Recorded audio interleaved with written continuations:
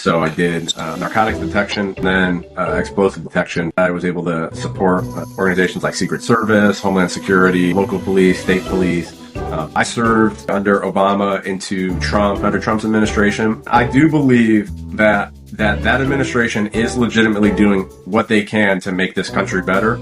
Under other administrations, very real fake face that is put on for the public. Welcome back to Unscripted with Cash, Nathan, and Joel. I've got my friend here, Ryan. Now, Ryan has come from an army background. He's been a police officer. He's helped with Secret Service. He's been in presidential campaigns.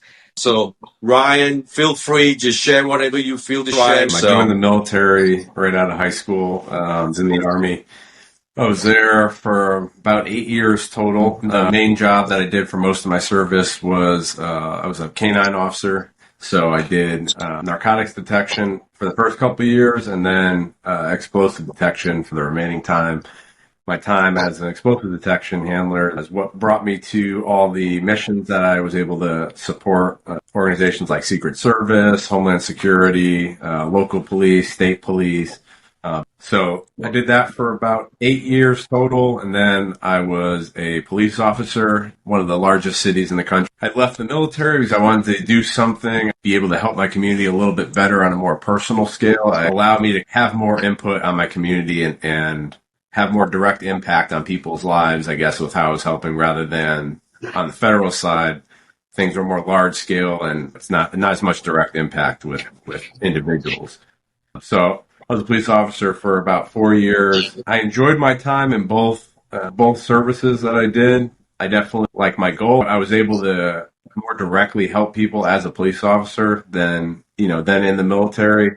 But ultimately, through the experiences that I had in both services, we made the decision as a family that the ability to affect the community and help the community just didn't really seem to be there on either aspect. And it was mostly because of all the things that I started to see that were behind the scenes happening, not necessarily what you see on the surface from the public, but how I was seeing the inner workings of everything behind, and then some of the changes going on in our country. I guess the inability to actually help people the way that you would anticipate in those fields you'd actually be helping people. So, Ryan, would you maybe expand a little bit about behind the scenes? Like, what was the key points impacted you that you saw that made that change? I know in my life that I've traveled all around the world. I've traveled all around the country, and I came into situations, walked into doors and places and countries expecting one thing.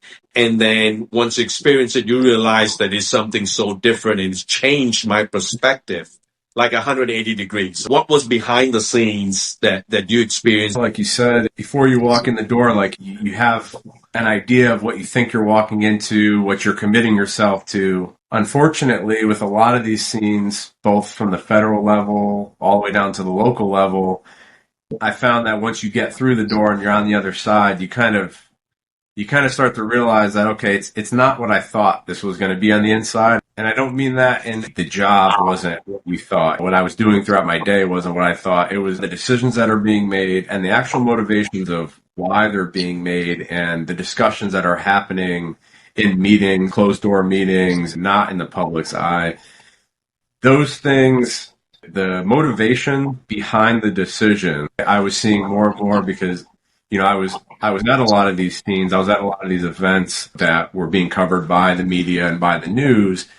And I was consistently over and over seeing that the story being passed out to the public and the information the public was receiving was just not at all the reality of what actually happened. Ultimately left me with a feeling of, who am I really serving? Am I actually serving the public, or am I really actually just serving these organizations? And that ultimately led me to make the decision, and not just me, we had to make it as a family.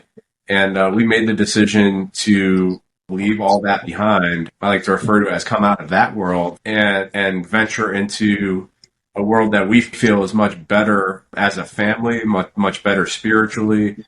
Being in that world, that I would say that you really, in my opinion, you really can never achieve the level of spirituality that I believe God wants you to achieve. I pretty strongly believe you can't really achieve those levels being in that environment. Just to add on that, I know a little bit of your story too. When you left the police, the service, the Secret Service, and all of that, you and your wife got an RV and you traveled all around the country. Tell us a little bit about that. Yeah, that was an awesome experience. I highly recommend that to anyone that can find a way to do that. There's probably a lot of different ways you can achieve that. It doesn't have to be the way that we achieved it, but if you can have that experience to just have that freedom to be, with your family, or even if you're on your own, you really start to appreciate how much there is to the world and how much there is to life outside of just of our day-to-day life and our work, come home, go to work, come back home, maybe do some things around the house. Maybe we can go to, an experience or two throughout the week as a family, but really we're living our lives to work at that point. The majority of our time is dedicated around working and making sure I maintain my ability to get back to work. It limits a lot of your ability to just be in the moment. It's a completely different experience when you can go on a vacation for 4 days, knowing that you need to go back to work in 4 days, or, you're there and you intend to stay there for 4 days and you decide to stay there for 6 days. You decide to stay there for 7 days. It's a completely different experience to just be in that moment and be guided by what you want, enjoyment with your family. If I could jump in here. So first of all, let me just say this from the bottom of my heart. Thank you for your service, both in the military, which is the federal aspect, but also in the local, law enforcement. For your service, thank you. I mean, it's guys like us that get a chance to have podcasts like this and have the freedom of worship as a pastor and preach on Sundays because of guys like you. I'm sure there's been situations where you had to lay it all on the line on more than one occasion. One thing that came up, there's two things actually that you said that I thought was really interesting, and I'm just going to interject this here. First of all, you mentioned that whenever you were working in these different avenues, that it was kind of a little bit of disillusionment because what you were doing and your boots on the ground, what you were seeing was not what was being projected out there by the media. And I'm just going to say this, hey, this is unscripted. There is a bit of propaganda, a lot of political propaganda that gets put out there. And it's unfortunate because you have guys like yourself, Ryan, that have like a true heart. I want to serve my country. And you see it from a boots on the ground perspective. And then you get home and your family, journalism is not what it used to be. You see that there's this propaganda, this spin on it. And so I can imagine how disillusioned a person could be that has the right motive and the right heart. And I don't think you guys get enough credit, never have. And so I understand that. But the second thing that you said with your, hey, grab an RV and go tour the country, that part of the story was perspective. It's all about perspective. It always has been. So if you have the opportunity, like you said, to take your family for 4 to 6, 8 weeks and just kind of do a sabbatical and get out there and get out of your bubble, get out of your lane. The media is telling us that, we're all racist and we all hate each other. But when you get out there in the real world, you're like, man, these folks, sure, there's racism and there's trouble. Exactly. You're so right. We're just normal people. Like It's not as bad as they portray it a lot of times. And so you just hit on two amazing topics. Thank you for sharing that. That was awesome. And that's the thing. You hear things from the media and you hear it from one way. You change the channel. You hear it from another way. You got to pick a side all the time. Right. And then when you go out, a 4-month road trip, you just meet normal people that just want to live normal lives. They're trying to raise their family. They're trying to go to church. They're trying to make their lives better. Pay their and everybody struggles. Yeah. But they're real people, real talk. And this is behind the scenes. That's what we want to get out there. So Ryan, tell me, what are you doing right now? You've gone through this transition. You're in the front lines. You put your life on the line. You took a sabbatical. You took a trip. You kind of a rediscovery. What's the purpose of life here? I know when we first met, you weren't so much spiritual. You believed there was a higher power and so on, but some things took a shift in the last year or so. So expound on that a little bit for us. I did have a belief of a higher power, and that basically there's more to life than just what we're doing here. Right. My faith has progressed massively since then. And I think a large portion of that was removing myself from the environment. Me and my wife had successful careers. We were in well-paying jobs. We had a house. We had all the stuff. We were following what I like to call American dream is careers that we're putting into pensions. We have retirements we're setting up. We have the house. We have plans for how, we're going to get the bigger house. We're going to get the nicer cars, things like that, promotions. Like, we're concerned with all the stuff that the American dream, teaches you to be concerned with. And this is how I look at it, is that the measurement of success that it portrays is how you should be measuring success. And what we ultimately led us leaving and going deeper in our faith was the realization that we came to, that the measurement of success that we had been told our whole lives, raised from our parents that told us how to determine whether you're successful or not, the tool that we were using to measure our success was not the right tool to measure success. Right. And there was a lot of realizations and understanding that we had to reflect on and come to change our mindset before we could make that decision to move out, to say, hey, I'm going to leave my career. I'm going to leave a job that I'm successful at, that I have long-term goals with. I'm going to leave that completely and start all over. You have to come to some realization, some hard truths that when you're looking at yourself, that maybe the things you were focused on, and I want to touch a little bit on the focus where you guys were talking about, that maybe the things you were focused on wasn't actually what you should have been focused on. Joel, you talked about was the perspective. When I was a police officer, I used to tell a lot, especially the younger people, they were so focused on their lives and the problems that they were having in their lives, and they felt like there was no way out. They felt like they were like, this was the world, and my world is filled with these problems that I have currently in my life, in this situation where I'm at. And something that I used to try and teach, especially the younger, is I tried to explain to them a little about, my traveling experience, how I've been in a lot of different places, seen a lot of different things. But it was really hard to get through to them and to all people to try and explain that when you're in your life, in your area, in your, I call it your little bubble of the world.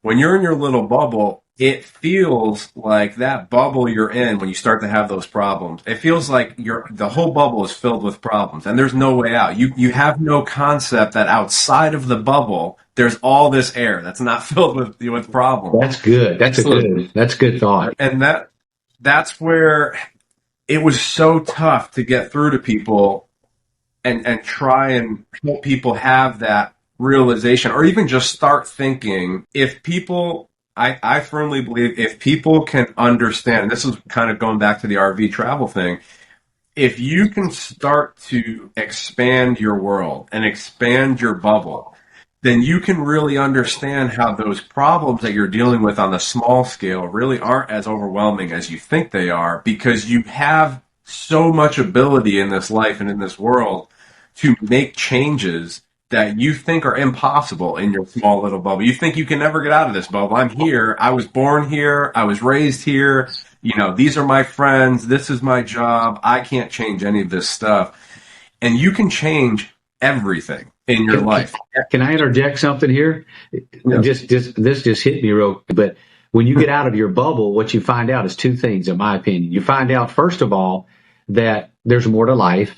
Than what's going on, like you just said, in my bubble. So you get a broader perspective. Number two, you find out that other people are struggling with some of the same issues that I'm struggling with. And perhaps maybe if I can add a third thing is, as you mingle with other people, you start realizing they can help me and I can help them, because now your influence, circle of influence has gotten bigger. When I get out of my bubble, we get to talking and just sit down and have coffee or whatever. You may say, man, I'm trying to do this. And I'm like, I'm trying to figure that out too. Well, what have you been doing about it? Well, what have you been doing about it? And then all of a sudden your bubble gets popped, if you will, and you're out and you're able to, so what you're saying is right on point. I love that. That's awesome. People don't want to take risk anymore. We say we have all the faith, but we have faith that is absent of risk. And you gotta take risk. Gotta take You risks. gotta take the risk to Yep. know whether this is for you or not, or this is the next step. And that's what you did, right? Something that I've found that I think is one of the biggest issues. Well, I would say I think it is probably the biggest issue that holds every one of us back from being able to make changes and do things and make decisions and stuff like that is, in my opinion, human beings as a whole they're afraid of the unknown. And people are extremely limiting themselves in life because of their fear of the unknown. And I think that's the biggest challenge I would give out to anyone that I think can have the biggest change in their life is try and make progress to learn how to be okay in the unknown. And Wow. if you can get yourself to a point where you can be okay in the unknown, your life and your options, they open up massively. I mean, it's Wonderful.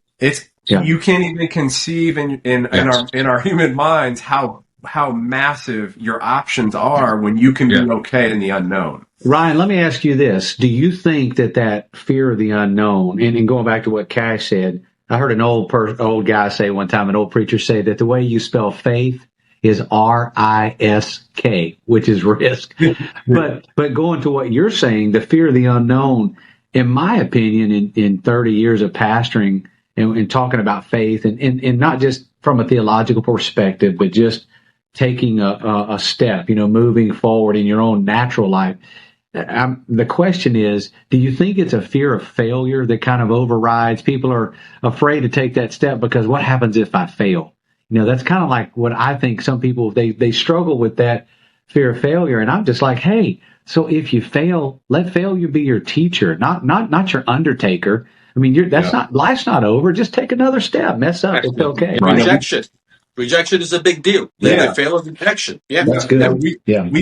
We put the faces on the fear of failure, I guess. But ultimately, really, it's a fear of failure. It's a fear of loss. It's a fear of just not being comfortable is another thing that kind of ties into it. Is you're comfortable with what you know. Right. You've come to God, from a higher power all the way to believing in Christ through this trip and rediscovering. So tell us what you're doing right now. Kind of that's what's the change and what's the outcome. So part of that trip, what we were doing while we were traveling is we were looking for where we wanted to start a family because the city that we came from, there was a ton of crime in that city. It was only getting worse year after year. And it's not small crimes like thefts and things like that. We're, violent crimes, murders, things like that, robberies, armed robberies, things that you wouldn't want to raise your family in this environment. At least I wouldn't. So we were like, where can we find somewhere that we can raise a family? And also we need to start working out of, what I like to call the system of what we were in, of just being reliant on. At some point, we have to realize, we are at the mercy of the system and of everything that's happening if we're living in that system and we're relying on, I'm going to work, I'm going to have money, I'm going to pay other people to do things. So what we ultimately decided is we wanted to start homesteading, and, the homesteading for us, it was a multi-factor thing. So homesteading for us, it does provide us some ability to sustain ourselves. That is a factor. That is something we were looking for. But also homesteading, being out in the land, being out with animals, things like that. There's something that it provides your spirit that you can't get that anywhere else. You're not gonna get that on a daily basis doing any job. There's things, I had a lot of moments as a police officer, in the military where I was satisfied with my actions and the results of my actions. I helped someone out, I saved someone's life, things like that. And I was satisfied with that. That felt good. but it was momentary. It was something that happened in a moment versus living this lifestyle, living a more wholesome lifestyle. It's your everyday. Your spirit feels uplifted, I guess you would say, every day when you're doing these more wholesome things and you're getting more back with the land and getting back with how God wants us to live, and not really how the system has kind of taught us to live. Like I said, that American dream that Yeah. me and my wife had always been told is the measure of success, and not looking at how much money we have, how much things we're doing. Obviously money is important, and you have to sustain yourself. You have to be able to survive. There's a view of what we view as surviving now, and then there's actually surviving. They're not in the same. From an army to police officer, training dogs, K-9 unit, Secret Service, you were on the limelight. You were on the forefront, living in the city. And I mean, hustle and bustle. Your wife had a successful career. You had a successful career. It's day in and day out. Now you're homesteading. So this is my question. Now, can you say that could be that you may have gone through a burnout and then, to this 180-degree turn to say that this is what we're going to do? Yeah, and I would say we did experience some level of burnout. Not because it's like, oh, we're just so miserable in what we're doing. Like I said, as a police officer, was I able to help a lot of people? I was. Was there a lot of people I was not able to help because of the way the system is set up? Yeah, there was a lot of people that I couldn't help. Sometimes you just can't help people, even if you were able to if the system wasn't kind of limiting your ability to help them. There was some level of burnout. In your experience, in your times in the service, do you feel that a lot of people are heading towards burnout? Yes, definitely. In both career fields, and it's not a regret of trying to protect the citizens of this country. It's not a regret of trying to defend your country. It's a regret because they all got to see what was happening inside behind that door. I was putting my life on the line, my family's future on the line, all of this with my intention that I'm going to help people. And then I realized that's not actually what we're doing here. And the veterans are burned out. The police officers, they're extremely burned out because, the police officers, they're in a little bit of a unique situation. In my opinion, they're more burnt out than the veterans because a view from the police departments and as a police officer is, with this media, like we said, what is being portrayed and a lot of the propaganda and stuff and where the money is trying to push things to go and say like, hey, this is what the world is thinking, when in reality, that's not what the world's thinking. But like we talked about earlier, your perspective is the world is thinking it because that's what all this media, social media and everything makes you think. I know a hot button topic, obviously politics. It seems like that you mentioned veterans and people that have served. There's some of them that may have some regrets or, I wish, it wasn't like I thought it was going to be. I guess my question is this: how much would you say the political or maybe the policies of administrations, whether they're local, state, or federal, how much of that drives that discontentment? Because and I'm just going to call this out. I'm not going to be, I'm not trying to be divisive, but let's just be unscripted here for a second. If you have any type of local, state, or federal administration or policies that are pro law enforcement and pro, military, it seems, that you have people that feel better about it. And just as a proof of that, we see, it seems that I've heard anyways, that the recruiting numbers are up in all branches of Army, Navy, all that. They've met all their goals. So, again, I'm not trying to do partisan politics here, but it seems like if you have an administration that is against law enforcement, maybe some of the defund the police that we've seen. If I was an officer, I'm thinking, man, if I had that kind of, and then the media is portraying it the way they do, that could cause some burnout really quickly. And maybe veterans or people that have served for a long time have been happy, but towards the end, they're kind of like, man, I'm kind of regretting this, or maybe take an early retirement or something. Is that kind of I kind of, thought of the same. I know it's a question, but I thought the same thing. And it was during your time, Ryan, where the whole thing of police brutality was coming in. And this whole thing coming now. Now you see that with ICE. I mean, it's one thing after another. The majority, if not a massive part of that burnout,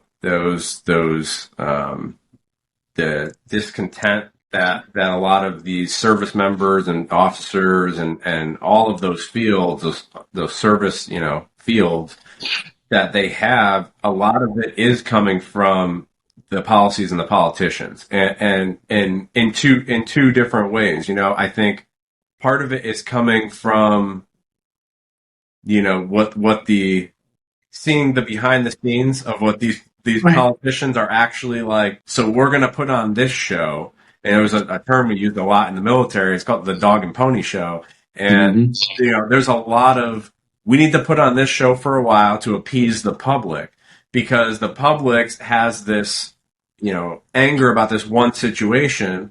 You talked about the dog and pony show. What do you think about this administration right now? In your perspective, being through the Biden Hillary, and now, obviously you're not in service, but you can give us a good comparison here. I could tell you about this administration, and I served in the military under Obama into Trump and things like that, and the best way I could say it is there's a clear difference in administrations, and how they are approaching people in general, and just approaching the world, I guess you would say. I mean, I've got tons of stories I could go into. I could tell you, as a service member, this current administration, under Trump's administration, on his first time, and I don't think it's any different now. He was always legitimately very supportive of the service members. I do believe that administration is legitimately doing what they can to make this country better. And I could tell you, under other administrations that I saw, and other candidates that I had provided security for and things like that, there's a very real fake face that is put on for the public versus how they act behind the scenes. And I can tell you, I can tell you, I can speak at least on the Trump administration, Trump himself. He was exactly who he was on camera as he was off camera. So for whatever people think about him, and disagreements, their agreements, things like that, he was the only politician that I saw in the presidential candidates that was legitimately who they were, how they acted towards you when there was a camera on there versus how they acted when there was no camera, was the same exact thing. And some of the other politicians, how they acted towards service members, towards police officers, things like that, when they're not in the public eye. If the public knew about those things, they'd be like, "Oh, I'm not supporting this person." Clearly, if they can put on this fake face for me on this regard, they could do it in all these other things too. There is corruption and problems on all of the sides. Unfortunately, it's throughout our government at every level. Brian, thanks for your time. Thanks for all what you've done, and now the transformation in your life. It's life-changing. It's life-changing to me. It's unscripted. It's real people, real talk. We need to hear all those back the stage stories from you. We love it. Thank you so much for joining. This has been great. And follow us, Unscripted, with Cash and Joe. Thank you all.